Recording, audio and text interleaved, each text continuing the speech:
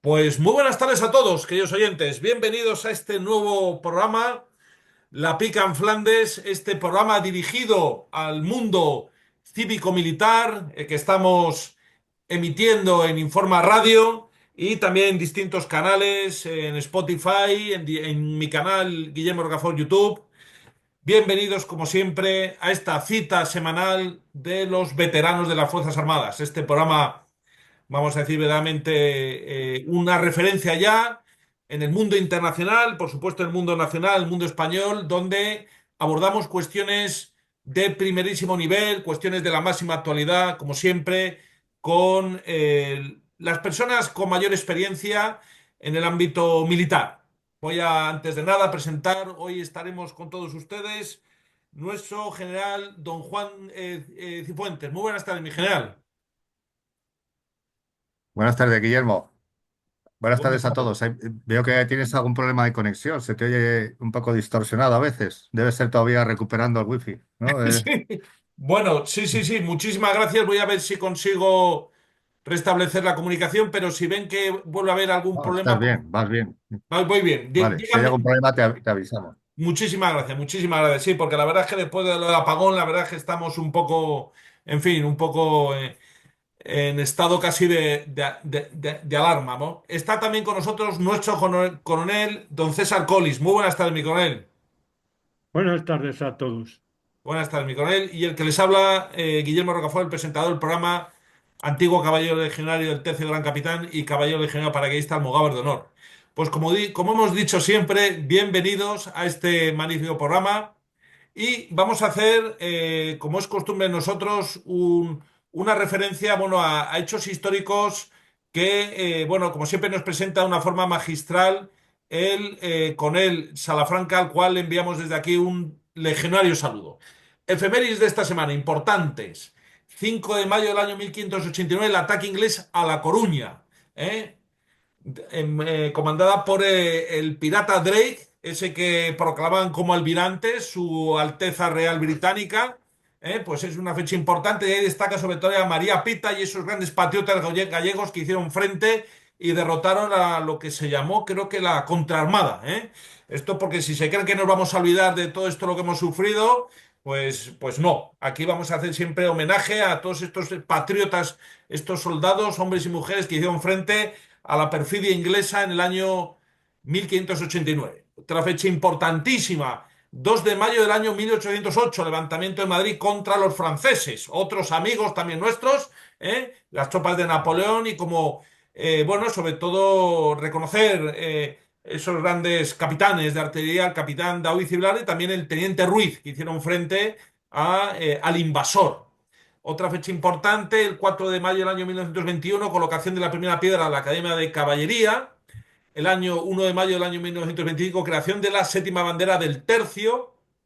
Y otra fecha importante también, el 1 de mayo del año 1967, la caída del santuario de Santa María de la Cabeza, donde el capitán Cortés y los guardias civiles se cubrieron de gloria, después de estar prácticamente casi un año totalmente sitiados, haciendo frente, bueno, a ese terrible conflicto en el marco de la Guerra Civil Española. Bueno, vamos a entrar ya en materia porque la verdad es que cada semana que pasa en la Pica en Flandes ya no sabemos qué hacer. Nos cambian la agenda de una manera alucinante. Lo cual evidencia hasta qué punto ayer la presidenta de la Comunidad de Madrid y creo que de 7 comunidades autónomas decían que interviniera el ejército. Ojalá el ejército tuviera el mando de esta nación en algún momento, porque ya va siendo el momento de poner orden, porque esto se nos va de las manos, queridos compatriotas. Pero bueno, también tenemos otras cuestiones. Tenemos la cuestión del rearme, el funeral del Papa, la cancelación del contrato con Israel. Son cuestiones interesantísimas que vamos a abordar de la mano de nuestro general Cifuentes. Adelante, mi general, por favor. Bueno, pero claro, la presidenta de la Comunidad de Madrid ha aprendido la lección de Valencia y enseguida ha pedido, Exacto. en previsión de una noche terrible, y tenemos las imágenes bueno, en Valencia no se vio mucho, pero en Estados Unidos y cuando hay apagones de este tipo, allí no reparan en nada, arrasan con todos los comercios y, bueno, pues en previsión de que pudiera haber eso, pues solicita la presencia o el refuerzo de la policía con unidades militares. Perfectamente, perfectamente posible. Pero en fin, ya lo comentamos una vez en la Pica en Flandes, ¿te acuerdas? Que hablamos de, ya se había aprobado en algún ejercicio de la UME la Desde luego. participación de unidades militares precisamente para evitar pillajes y saqueos y Exacto, controlar una población de noche. Pero bueno, exacto. así que no, está bien tirado por la presidenta, pero no van a hacer caso. Además, como ya ha vuelto la luz, pues ya seguramente esta tarde, noche ya casi no nos vamos a acordar y mañana seguramente dejará de ser noticia porque a España le pasará alguna otra cosa terrible, ¿no?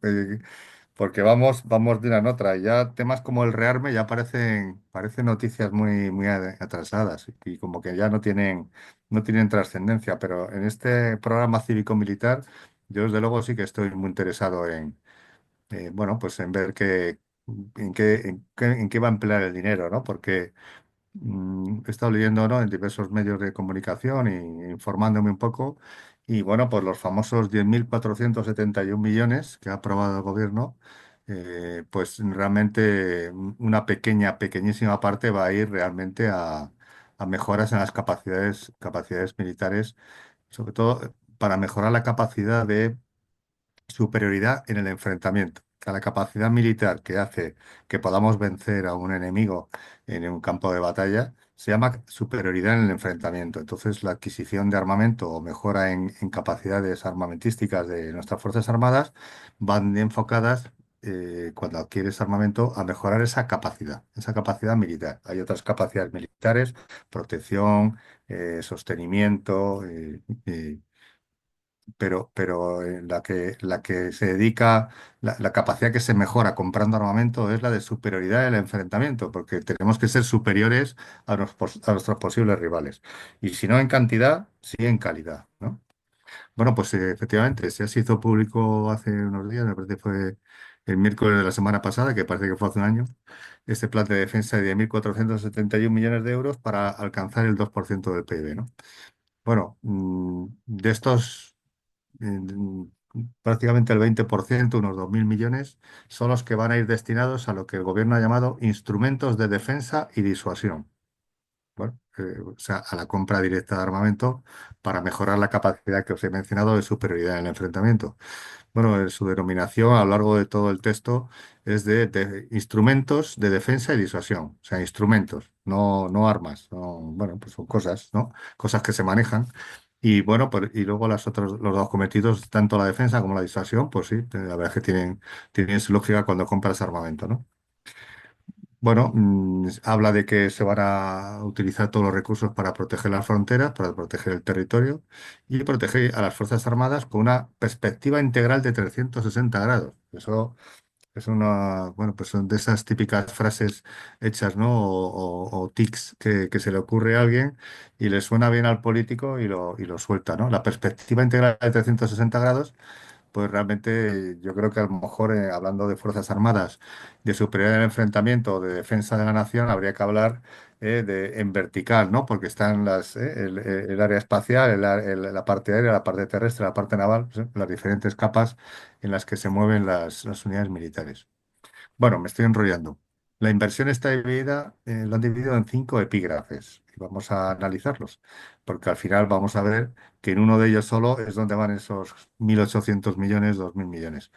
Pues un epígrafe es la mejora de las condiciones laborales, la preparación, el equipamiento de nuestras Fuerzas Armadas para equipararlas con las de los países más avanzados.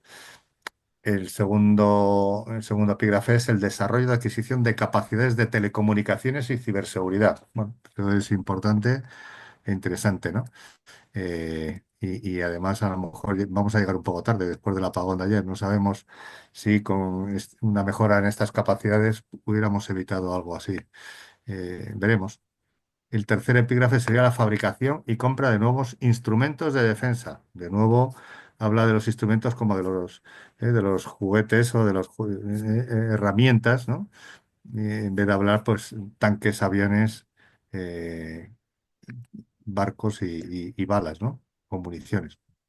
El cuarto sería el refuerzo del papel de nuestras Fuerzas Armadas en la gestión de emergencias y desastres naturales. Esto claramente va dirigido, pues, a una mejora en las capacidades de la UME, tanto en personal como en material. Y mejora de las condiciones de seguridad de los casi 3.000 efectivos que integran las misiones de paz que hay fuera de España. O sea que va a haber una inversión también en seguridad de las operaciones en curso. Así que esos son los epígrafes en los que va a ir aplicada la inversión. Y las partidas a donde va a ir el dinero, pues por lo que he leído, la parte mayor, el 35%, irá a la mejora de las condiciones laborales y la preparación y el equipamiento de las Fuerzas Armadas, la primera que os mencioné. El 31% irá al desarrollo y adquisición de nuevas tecnologías de telecomunicación y ciberseguridad, un 31%. El 19% será para la fabricación o compra de instrumentos de defensa y disuasión, es decir, el armamento y la munición que os he mencionado. Un 17% ya cae para la gestión de emergencias y desastres naturales. Fijaros que casi es lo mismo, el 17% para emergencias y el 19% para compra de armamento y munición y sistemas de armas. Entonces, muy próximo, ¿no? La verdad es que no hay ahí una diferencia. Yo creo que se minimiza el esfuerzo que hay que hacer y se va a hacer en este epígrafe. Bueno, en este 17% de gestión de emergencias se incluye una partida de 232 millones para la Dana de Valencia y para la guerra de Ucrania. O sea que hay una parte que va a Valencia y otra parte que irá a Zelensky, ¿no? Y luego la partida más pequeña, un 3% para mejora de las condiciones de seguridad de las misiones de paz. Bueno, y luego hay una serie de ajustes y devoluciones de crédito que no nos interesan mucho. Bueno, pues de los 1.800 millones, ese 19% que va a los instrumentos de defensa y disuasión, que son los que más nos interesan, eh, casi 560 millones van a ser para munición explosivos, casi un poco menos de la mitad. Un poco menos de la mitad se va a invertir en munición explosivos. Entonces, de los 1.962 millones, aproximadamente 2.000 millones para armamento y munición, pues 564 pues van a ir a munición explosivos, ya que hay un plan de reserva estratégica de munición que la OTAN tiene puesto en marcha, en el que todos los países tienen que contribuir y que obligan a que en cada nación haya una determinada munición explosiva, porque en caso de un conflicto generalizado, pues unidades de cualquier país desplegadas en otro país de la OTAN puede utilizar la munición y explosivos que hay allí depositado, puesto que la gran mayoría de los armamentos están estandarizados y pueden utilizar esta munición. O sea que es una obligación. Así que viene un poco obligado a incrementar la reserva de munición, que nos viene muy bien, que estaba un poco baja. 300 millones los van a dedicar al obús autopropulsado ruedas. Eso es un obús autopropulsado que ya va siendo hora de que tengamos uno más moderno para sustituir al M109, un magnífico obús de cadenas del ejército de tierra, pero que ya pues, está muy obsoleto. Son piezas de artillería y que dan apoyo a las brigadas terrestres. 225 millones irán para modernizar la modernización de media vida, es pues, actuaciones que se hacen sobre estos sistemas de armas de la Armada para mejorarlo y que continúe su vida útil mucho más prolongadamente, pues van a ir para modernizar las fragatas de la clase Álvaro de Bazán, 216 millones y 216 millones para el sistema de armas de combate futuro, eh, sistema aéreo de combate futuro. O sea que 216 para el Ejército del Aire, 225 a la Armada, 300 para este obús. Pero bueno, seguimos, que todavía no se ha acabado esos 1.900 millones. 200 millones va a ser para el transporte oruga acorazado, un vehículo también cadena para transporte de personal, 60 millones para un vehículo de combate de cadenas, que llama la gente tanque. Mm, y bueno, y luego el famoso sistema de combate terrestre, este vehículo, un vehículo acorazado que pueda sustituir incluso al Leopard, aunque sea para el 2040, también se le va a dedicar un dinero. En la Armada también va a haber 100 millones de euros para los buques de asalto anfibio. Estos son barcos diseñados para transportar y desembarcar tropas y vehículos en la costa y para hacer operaciones de asalto anfibio. Y luego de esos 50 millones también van a ir para el nuevo vehículo de apoyo de cadenas de infantería marina. O sea, un vehículo que tiene que ser anfibio y que tiene que reemplazar a los vehículos obsoletos actuales. Y bueno, pues hay también alguna otra partida, como 100 millones para el buque de aprovisionamiento de combate Patiño, y los últimos apartados que pone 70 millones de euros para la adquisición de vehículos de exploración y reconocimiento terrestres para los grupos de caballería. Estos son vehículos BERT. Bueno, pues, incrementa la movilidad y sobre todo el reconocimiento y la identificación de enemigos. Y 72 millones para las comandancias de Ceuta y Melilla. Bueno, eh, esto es con respecto al armamento y munición. En este plan también se va a dedicar 679 millones a mejoras retributivas de las Fuerzas Armadas, ese incremento salarial que ya han notado nuestros militares, sobre todo el personal de tropa. Y el Centro Nacional de Inteligencia pues se le va a reforzar con 565 millones en ciberseguridad y para mejorar el despliegue exterior. O sea que de lo que vimos antes dedicado a ciberseguridad, la gran tajada va a ser para el CNI, no para el ejército, ¿eh? Y bueno, pues hay 200 millones para despliegue de dos nuevos satélites espía. Y bueno, ese parece ser el reparto. O sea que, bueno, no he visto nada de misiles y lanzacohetes tampoco. En fin, veo algunas cosas, algunas carencias. Luego, si queréis, podemos hablarlo con el coronel. ¿De dónde sale el dinero? Bueno, pues estos 10.471 millones vienen de casi 9 fuentes distintas, ¿no? El Fondo de Liquidez Autonómica, 2.800 millones, con el que se financiaban las comunidades autónomas, que ya pueden acudir a financiarse a los mercados y entonces tienen menos necesidad de este fondo. 1.744 van a ser de créditos ya ejecutados de ejercicios anteriores que no han sido reflejados todavía en 2025. 1.680 de reintegros de préstamos concedidos en ejercicios anteriores por el Ministerio de Industria. El fondo de contingencia para los salarios y las pensiones de las Fuerzas Armadas aportará 1.395 millones y otros 1.300 vendrán del Plan de Recuperación, Transformación y Resiliencia. Este es un plan que duraba hasta el 2024, que se canceló, pero como parece que han quedado muchas partidas, muchas cantidades sin ejecutar, porque para asignar tanta cantidad, 641 millones llegarán por anualidades mm, que se aportan de la Unión Europea.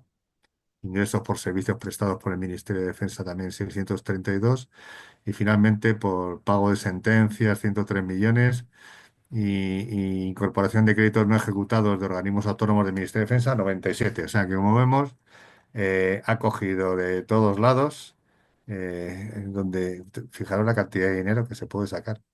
O sea, es sorprendente, ¿no? Cuando hay una emergencia y una urgencia, la cantidad de créditos, de dinero que se puede ir utilizando de distintos factores. O sea, que ya sabemos que 10.000 millones se pueden conseguir. Y bueno, pues 96.000 empleos es lo que prevé este plan de rearme. Ya no voy a extenderme más, porque bueno, el plan de rearme habla de que esto va a ser una nueva ola de innovación tecnológica, un desarrollo industrial en España, que posiblemente sí que sea beneficioso en cierto sentido. Y bueno, pues el tejido productivo se va a mejorar. Alrededor de 6.000 millones de los 10.000 irán destinados a inversiones industriales y tecnológicas. O sea, siempre como vemos la palabra tecnología, la palabra industria asociada al empleo, pues están utilizadas pues para que en lugar de la palabra rearme, pues se hable de un salto tecnológico. Nuevas oportunidades a empresas y empleo en todas las comunidades autónomas. 8 de cada 10 euros se ejecutará en España, 9 de cada 10 dentro de la Unión Europea. Entonces, bueno, desde luego, pues está armado este plan de rearme de una forma bueno, pues sea tragable por los socios más a la izquierda del gobierno, que no le pongan pegas. Y bueno, pues como va a haber una gran inversión de dinero en muchos sectores, no solamente la parte de defensa, pues seguramente al resto de socios también les vendrá bien, ¿no? Sobre todo si reciben tajada. Y bueno, pues esto es lo que iba a comentaros. Yo os digo que veo algunas carencias. Eh, sí que hay proyectos, el dinero asignado a las mejoras del armamento sí que eran mejoras necesarias. Había otras, o sea, la verdad es que se podía haber dedicado un esfuerzo mayor porque después de la pandemia recuperar las capacidades perdidas de la crisis primero, de la pandemia después, pues había capacidades muy bajas y creo que se podía haber hecho un esfuerzo mayor, sobre todo en aspectos de inteligencia y comunicaciones. Estoy hablando de los ejércitos y bueno, pues yo creo que se va a dar un baño importante, no digo que no, 2.000 millones de euros no dejan de serlo, a proyectos que ya estaban, que hacían falta, pero nos hemos dejado otros muchos y estamos perdiendo una gran oportunidad de dar ese salto cualitativo que hablaba al principio para ganar la superioridad en el enfrentamiento. Y bueno, pues a ver si os parece, si queréis comentar algo de esto. Pues la verdad es que magnífico, magnífico, magnífica exposición que nos ha dado mucha luz sobre estas cuestiones y de la que desde luego se pueden comentar cuestiones interesantísimas. Pero cedo la palabra a nuestro coronel Colís para que desde su experiencia pues aporte su opinión a este respecto. Adelante, mi coronel, por favor. Pues yo soy un poco escéptico de esa lluvia de millones de la que nos ha hablado el general, que verdaderamente eso es lo que ha dicho el gobierno y son los datos que tenemos disponibles. Pero yo no me fío mucho. Es decir, son unas cantidades de dinero que yo no creo que la economía española esté en condiciones de gastar sin restarlo a Claro. a otros conceptos. Entonces, pues yo no sé si lo que hace, porque es una práctica que ha hecho otras veces, es dejar prácticamente el gasto sin tocar y lo que hace es pasar a defensa partidas que en otros que han estado en la Guardia Civil, que han estado en industria, que han estado en otros ministerios. Claro. Sí. Por otra parte, a mí no me acaba, esto es una cosa que pienso, pero luego a mí no me acaba de gustar que Europa tenga que rearmarse cuando le apetezca a Trump. Es decir, Trump dice que hay que gastar más, que la NATO es una porquería y que estamos abusando de los norteamericanos que nos protegen y nosotros no nos gastamos un céntimo y tal. Y entonces aquí todo el mundo tenemos que empezar a comprar armamento como locos. Yo creo que eso hay que hacerlo de otra forma. Europa debe de tener un plan, debe de tener unos posibles enemigos y amenazas, y en función de eso es en lo que debe lo que debe tener sus fuerzas armadas, la entidad de fuerzas armadas que debe de tener. Sí, ¿Querías decir algo, mi general? sí, sí. Quería decirte que, bueno, que esto no es de Trump. O sea, desde que yo era comandante, ya estas naciones estaban comprometidas a alcanzar el 2%. Es decir, que y estaba en Estado Mayor Conjunto y ya se decía, venga, pues hay que ir subiendo, hay que ir subiendo. Y España suplía muchas veces esa carencia con una presencia mayor en operaciones, ¿no? Y la verdad es que en los últimos años has visto que no hemos parado de desplegar en todos los escenarios, incluso en aquellos que donde parece que tenemos menos interés. Porque ya me dirás tú en Estonia o en Letonia, tener allí un grupo táctico acorazado, pues bueno, pero ese esfuerzo pues le permite a nuestras autoridades defenderse ante la OTAN de que, vale, yo no llego al 2%, pero si hay que poner soldados, yo estoy allí. Y bueno, pues es un compromiso. Lo que te quiero decir con esto es que lo que ha hecho Trump ha sido forzar. Ha dicho que me voy, o sea, os dejo solos, o se alcanza el 2%, es decir, se ha puesto farruco y ha dicho, os alcanza el 2% o no contéis conmigo más. Y entonces, pues ya todos los aliados, aprovechando ya el tema de la guerra de Ucrania, que la verdad es que no sé cómo no habíamos subido ya un poco más el presupuesto, ¿no? Porque Rusia siempre es imprevisible un poco. Y entonces todos los países pues se han puesto en orden. Ahora resulta que ya han llegado al 2% casi todos menos nosotros y no sé si Luxemburgo o algún otro. Entonces, bueno, perdona que te he interrumpido, pero quería decirte que No, no, una no, cosa, no, no es no. una cosa que ha surgido ahora lo del 2%, que esto viene No. de... Sí, indudablemente Europa se había dejado en este aspecto y se había echado un poco en el regazo de Estados Unidos. Pero claro, es que hemos pasado del cero al infinito, de racanear como locos y no tener unas fuerzas armadas pues propias de nuestra entidad y de nuestra época, a gastar en 2 años 800.000 millones de euros. No sé dónde lo van a sacar y si existe esa cantidad, porque es que, claro, hablan de cientos de miles de millones de euros pues, con una soltura tremenda. Entonces, bueno, creo que habría que estudiar más, pues,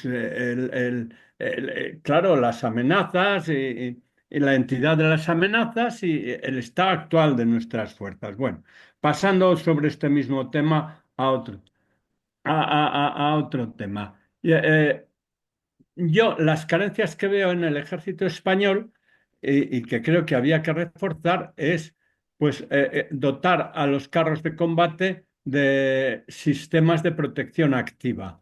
Los sistemas de protección activa son los sistemas que está rodeado de radares la torre y cuando detectan por cualquier dirección que viene un misil contra carro, pues entonces a cierta distancia sueltan un proyectil, disparan un proyectil que hace un efecto perdigonada, estalla y, bueno, pues o rompe el misil contra carro o lo desvía de su dirección.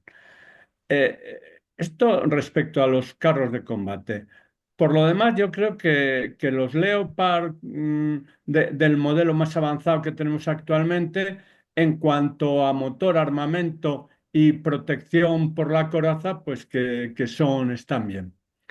El otro tema que me parece que deberíamos tener, porque si no había que confiar demasiado a la aviación de apoyo a tierra, sería la artillería. La artillería se nos ha quedado, que eso también lo ha apuntado el general, se nos ha quedado un poco atrasada, ¿eh?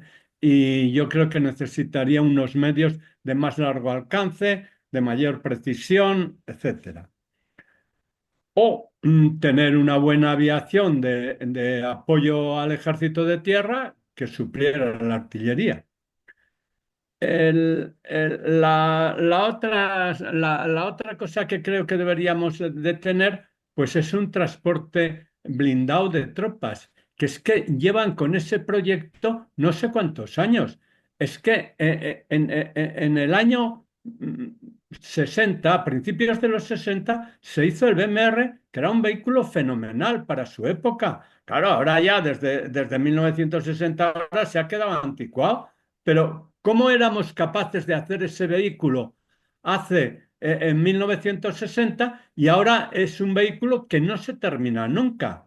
No, no, no, no se termina jamás. Con la Armada pasa lo mismo. Tenemos una Armada fundamentalmente defensiva porque las fragatas son barcos de protección de un barco mayor, normalmente un portaaviones y fundamentalmente están dotadas para la guerra antisubmarina. Bien, entonces nuestra única potencia naval, que es ofensiva, son los submarinos. Y ocurre lo mismo. A ver cuándo terminan de una vez ya y lo empiezan a fabricar en serie el submarino que hemos fabricado, que es un submarino que sobre el papel está muy bien, pero no sé por qué no acaban de terminarlo nunca. Y sería lo único que nos daría a España una fuerza naval ofensiva. Luego, yo creo que quizá en los temas de telecomunicaciones, pues estamos bastante bien. Me ha preocupado lo del apagón. Bueno, ya lo explicaré más tarde, mm, porque denota que quizá no estemos tan bien como yo creía. Y luego quizá de caballería, de vehículos de exploración, de reconocimiento, pues deberíamos mejorarlos también. Bueno, esas son las carencias que veo yo en las fuerzas Y españolas. coincido contigo en lo de los submarinos, desde luego. Era una oportunidad muy buena para inyectar una cantidad de dinero y continuar la cadena de producción. Pero es que no, Eh, no, el- no han asignado nada a drones. No han ¿Perdón? asignado nada a vehículos aéreos no tripulados. No veo. se habla del futuro avión de combate, sistema aéreo de combate del futuro, que incluye también, incluye RPAS, pero no. Parece que el nuevo modelo europeo de cazabombardero pues va a salir Sí, relativamente sí, sí, va a pronto. salir. Yo Y en los aviones sería muy partidario de emplear armamento europeo, mm, porque claro, como el armamento que vamos a tener no solo es para la OTAN, sino es para la defensa de nuestras naciones respectivas, pues procuraría que sobre todo en aviones pudieran ejercerse los menores vetos posibles sobre ellos. No sé si se me entiende. Porque, sí, sí, claro, la nación fabricante en muchas ocasiones dice, yo veto que ustedes con mis aviones puedan intervenir en tal conflicto. ya. Entonces, de eso nos deberíamos defender. Por eso yo soy muy partidario de, ahora tenemos el Eurofighter. Sí, el Eurofighter va a ser un salto cualitativo, pero vamos a ver si llega pronto, porque, y, porque y- el combate se acerca. y me inclinaría más bien por ese tipo de aviones. Otra Mm. cosa son los helicópteros, por ejemplo. Los helicópteros norteamericanos pues son muy superiores desde mi punto de vista a los demás. Y entonces el helicóptero es un arma, como diría yo, mucho menos contundente que un cazabombardero moderno y probablemente tenga menos inconvenientes para ser utilizada con mayor libertad. Muy Bueno, bien. pues sobre el armamento esto es lo que quería. Y luego Vale. otra cosa que tendría yo pendiente es que de momento la OTAN a mí me da la impresión que es, no sé, confírmamelo, mi general, una serie de cuarteles generales y de órganos de mando, planificación, coordinación, no sé qué y tal, y como poca fuerza. Entonces, cuando necesita una fuerza, pues la constituye sobre la marcha. Si realmente queremos que la OTAN pues realmente pueda reaccionar rápido y tal, pienso que debería haber una fuerza europea incluida en la OTAN, pues que estuviera bajo mando OTAN o bajo mando europeo, pero directo.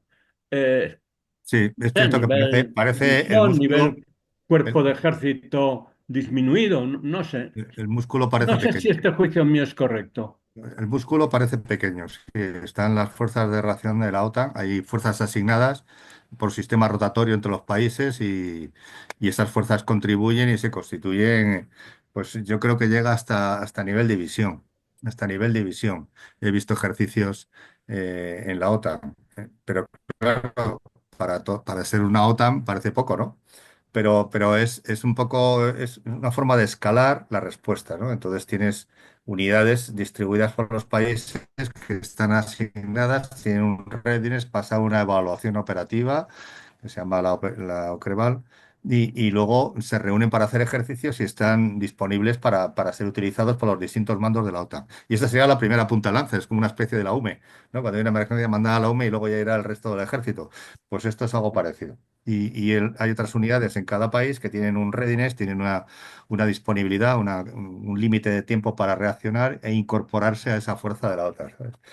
Pero sí, o sea, por así decirlo, la OTAN no maneja todas las fuerzas armadas de los países, maneja una serie de unidades comprometidas periódicamente que van rotando dentro de cada nación, son las que ejercita, las que prepara y los cuarteles generales también van rotando, quién es el que le toca activarse, quiénes no, en fin. Y así es como lo están haciendo.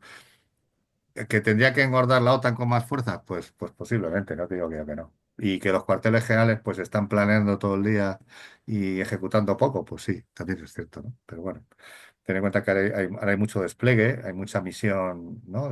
No solamente, aparte de las misiones, ¿no? Esa OTAN que está intentando cerrar o hacer una especie de muro, ¿no? En los países más al este, alrededor de Polonia y alrededor de Rusia y Ucrania. Y luego están las fuerzas de reacción para en caso de que, bueno, pues nos ataquen por otro lado, nos desborden. Y bueno, pues la verdad es que, pues, no sé, no he echado la cuenta de cuántas tropas bajo bandera OTAN hay desplegadas ahora mismo, en todo el mundo, vamos, en Europa, pero yo creo que sí que puede ser más de 3.000 o 4.000 hombres, sí. Aparte, luego están las fuerzas de reacción, ¿sabes? Ujú.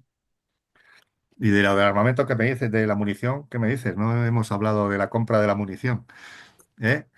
Entonces ahí es un claro ejemplo de cómo la política interfiere Pero en mi la... general, lo que yo no sé es qué hemos hecho con las fábricas españolas, porque en España se fabricaba muy bien la munición Se fabrica y munición, ahora tenemos que efectivamente. comprar a Israel. No sé. Porque la munición es específica de las armas que ya previamente hemos adquirido. O sea, nosotros mismos nos comprometemos. No es como un fusil de 5,56 que la munición pues le puede valer porque tiene que estar estandarizado, pero la munición de protección de una fuerza de seguridad como la Guardia Civil, pues las armas están compradas en un sitio determinado que requiere de una munición determinada.